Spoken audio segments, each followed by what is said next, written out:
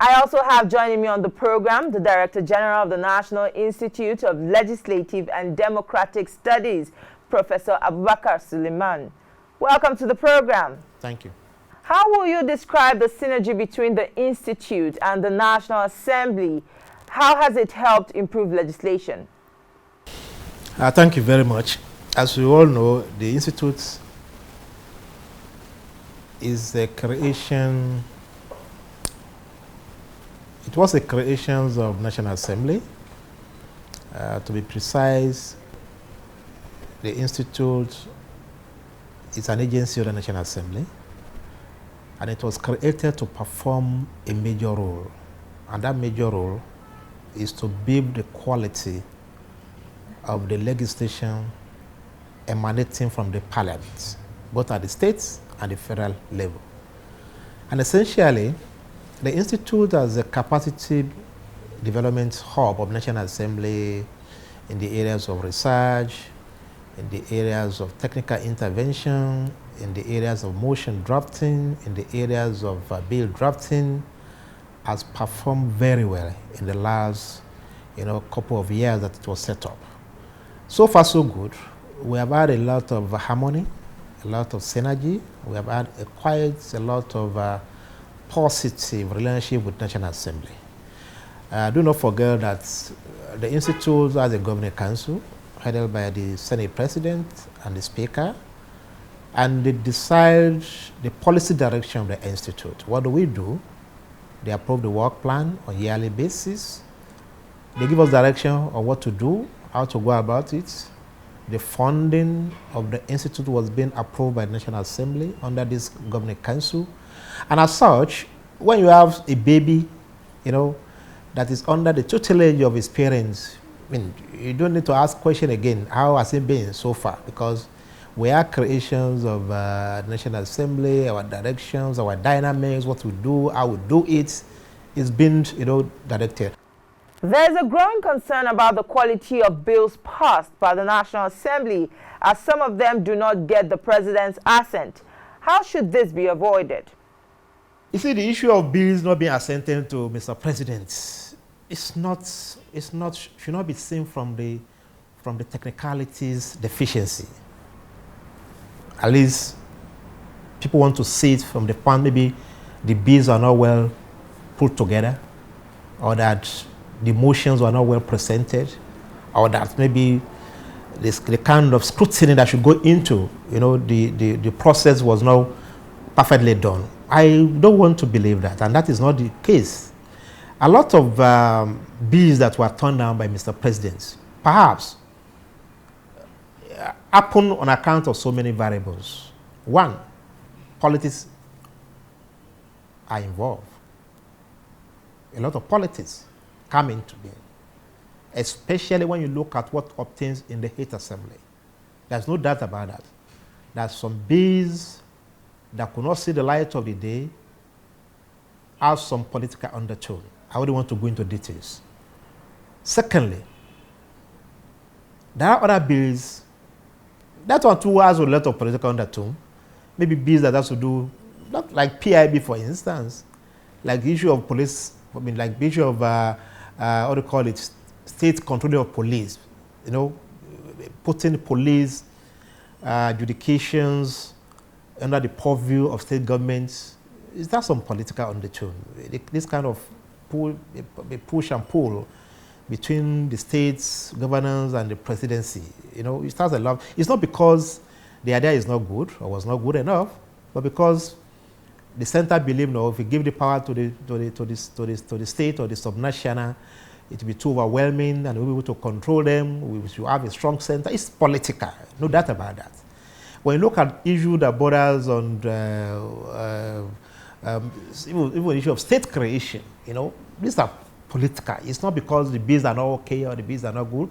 But if you look at issues that borders on gender, bills that borders on gender that don't even go beyond National Assembly, it's purely political, So, and until we go beyond this primordial or quote unquote, this political stigma to our perception to issue, then we have some of these bills not being assented. So, that's one fundamental variables that inform that.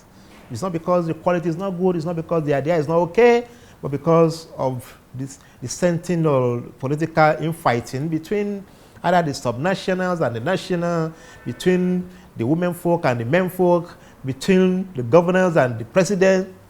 Purely, that has been the case of most of these issues. In the application of the principle of checks and balance and separation of power, the legislature has always been at loggerheads with federal government MDAs when preparing the budget. What better technique can be adopted to avoid this kind of friction?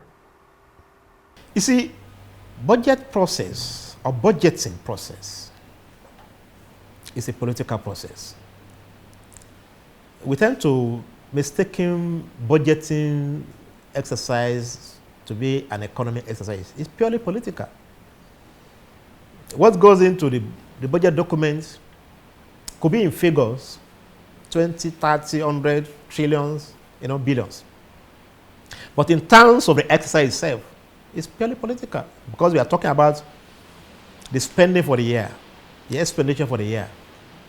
We are talking about placating certain interests. We are talking about provisions of certain infrastructure. We are talking about pacifying or taking care of certain, group, individual, community, state interests.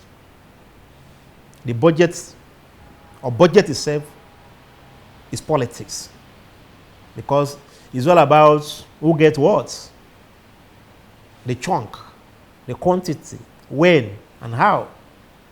That is budget. So until we see budget itself as politics, we cannot really appreciate why there are frictions, both at the state and at the national level, especially at the level of the legislature. I'm not here to tell you that there won't be friction. There will always be friction because it's politics. Because you are talking about which state you get, get rolled, which state you get slides, which state you get water. What we should have in a year in terms of infrastructure, in terms of health, education, environment, how do we go about it, how much we spend. It's a case of, it's an interest-laden exercise, which is all what budget is all about.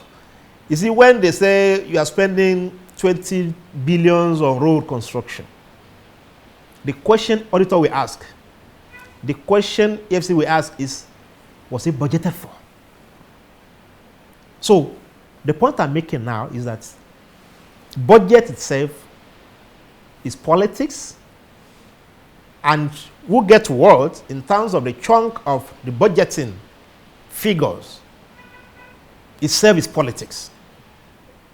In other words, the more closer you are to the power that be, the better for your people.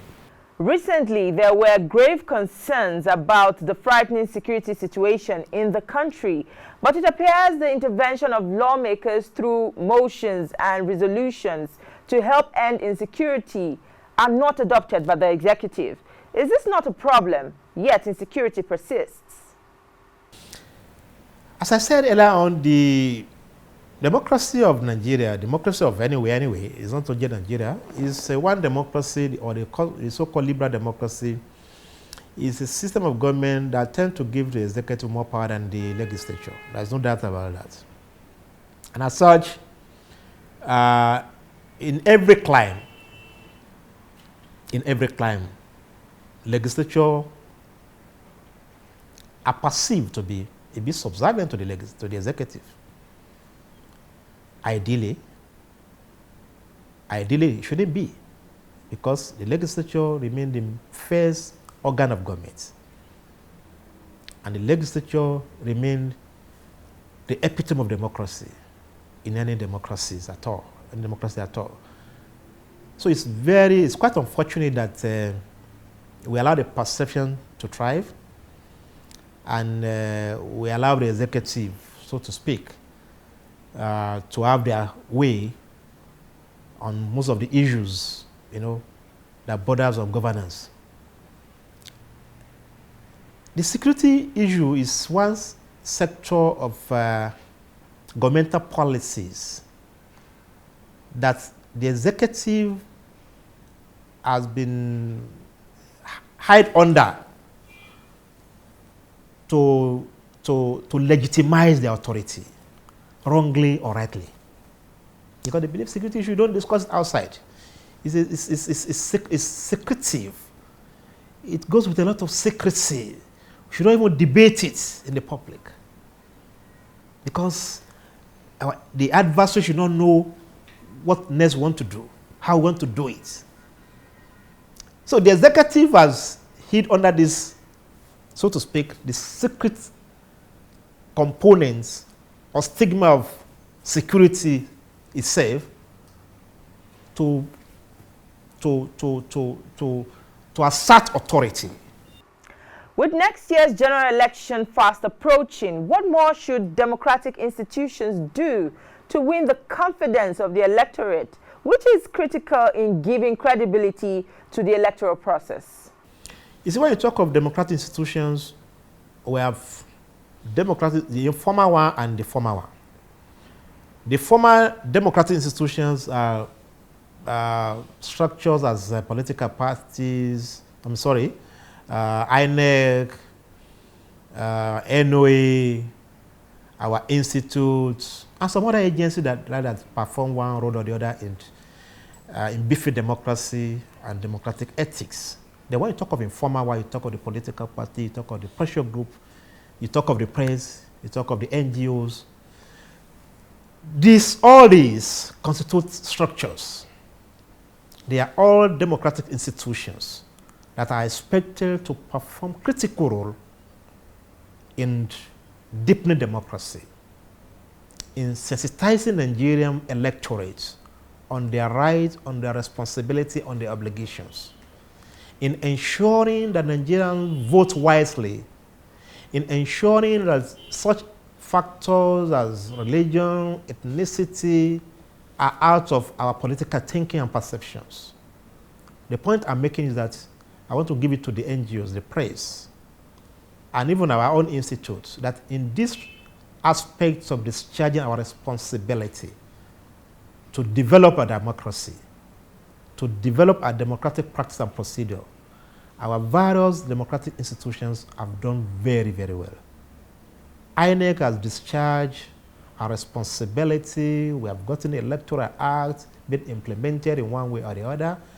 They've come up with a lot of devices that tend to give confidence onto the Nigerian people that yes, at least all things equal, our vote we count. The press have done their role as we are doing now. Our institute too is not relenting. The various NGOs, CSO, they are always there on the field, on the road, sensitizing Nigerian people to say, look, this time around, let's get it right. And we have seen all these imports in what's, even in the NSAS protests, in the emergence of new political parties, in the emergence of so many, political actors, presidential candidates, gubernatorial candidates. The window is now open. The ventilation is now there. What we used to be before, where you are now cloaked into one room and you can't go. When a party deny you ticket, you can't go anywhere. That has not been there again. We are able to get to this level on account of the role of governments, especially National Assembly, and Mr. President's readiness to say, look, this time around, I will ensure that your vote counts. We're able to get to this level because of the role the various democratic institutions like INEC has played or is playing.